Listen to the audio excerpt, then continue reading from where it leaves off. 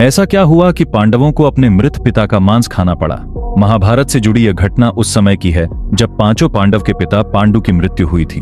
उनके शरीर का मांस उनके पुत्रों ने खाया था। इस बात को जानने के लिए हमें पांडु के जीवित होने के समय में जाना होगा।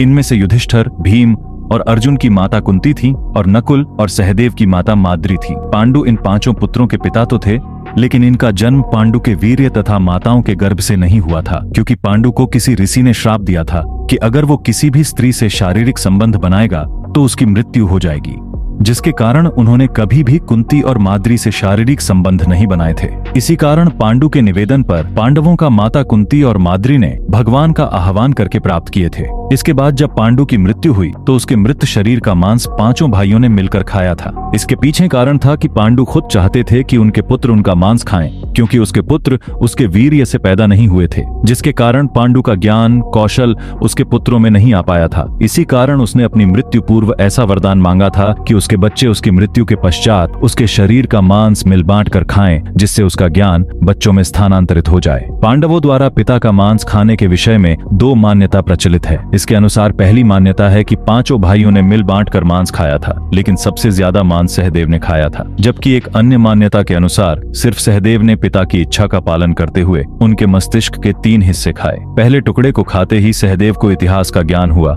दूसरे टुकड़े को खाने पर वर्तमान का और तीसरे टुकड़े को खाते ही भविष्य का ज्ञान हो गया। सबसे बड़ा यही कारण है कि सहदेव अपने सभी भाइयों में सबसे अधिक ज्ञानी था। साथ ही वह भविष्य में होने वाली घटनाओं को भी देख लेता था। सहदेव के भविष्य जानने के कारण उसने महाभारत का युद्ध देख लिया था। इसी कारण श्री कृष्ण को डर था कि वो और किसी से यह राज न बता दे। इसी कारण श्री कृष्ण ने सहदेव को यह श्राप दे दिया था कि अगर वह किसी से यह बात बोलेगा तो उसकी मृत्यु हो जाएगी।